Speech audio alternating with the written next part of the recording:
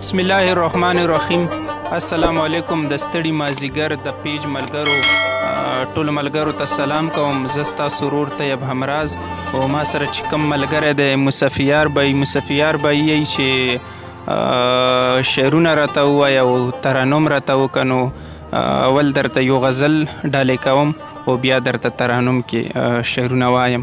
غزل څه داسې دی چې چوپې خولې پاتې شو حیران زه و جانان دواړه. مصفیار بی چوپې خولې پاتې شو حیران زه و جانان دواړه، موږ د یو بل په خوا کې هسې شو ګونګیان دواړه. مننه. او زه و جانان چې یو بل ووینو څوک موږ وویني، زه و جانان چې یو بل ووینو څوک موږ وویني، هغه به وایي که چا ایښي دي بوتان دواړه. زه و جانان چې یو بل ووینو څوک موږ وویني، هغه به وایي که چا ایښي دي بوتان دواړه. او ستا قدرتي سره دي زما د ستا د غمه سره دي، ستا قدرتي سره دي زما د ستا د غمه سره دي، زما چشمان دواړه او ستا شکر لبان دواړه. مننه. هلته هغه و دلته زه ملګرو څه به وایم، هلته هغه و دلته زه ملګرو څه به وایم، په اسویلو اوسو قسم دی د هجران دواړه. او طیب همرازه که ستا خوښه وي زما خوښه ده، طیب همرازه که ستا خوښه وي زما خوښه ده، زه چې ګزار کړو د یو لوړ کمر نه ځان دواړه. طیب همرازه که ستا خوښه وي زما خوښه ده، زه چې ګزار کړو د یو لوړ کمر نه ځان دواړه. ډېره مننه. ترنم ضروري ده. ښه، ترنم کې غزل د سره شریکوم چې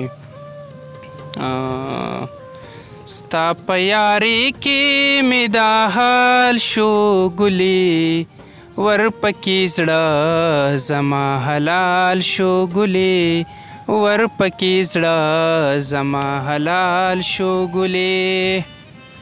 خیال کې د چا نه وي چې ما خوښه کړې، خیال کې د چا نه وي چې ما خوښه کړې، اوس د ټول کلي در کې خیال شو ګلې، ورپکې زړه زما حلال شو ګلې.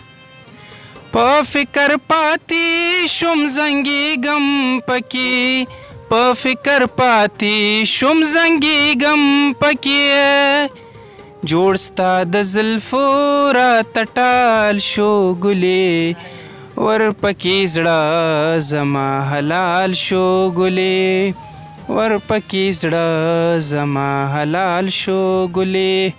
مننه. شعرونه رونه پکې یریږي. مقطع ده چې طیب همراز ستا د هجران په لمبو، طیب همراز ستا د هجران په لمبو، اوبه لکه مشال شو ګلې، ورپکې زړه زما حلال شو ګلې، ورپکې زړه زما حلال شو ګلې، ورپکې زړه زما حلال شو ګلې. ډېره مننه ملګرو.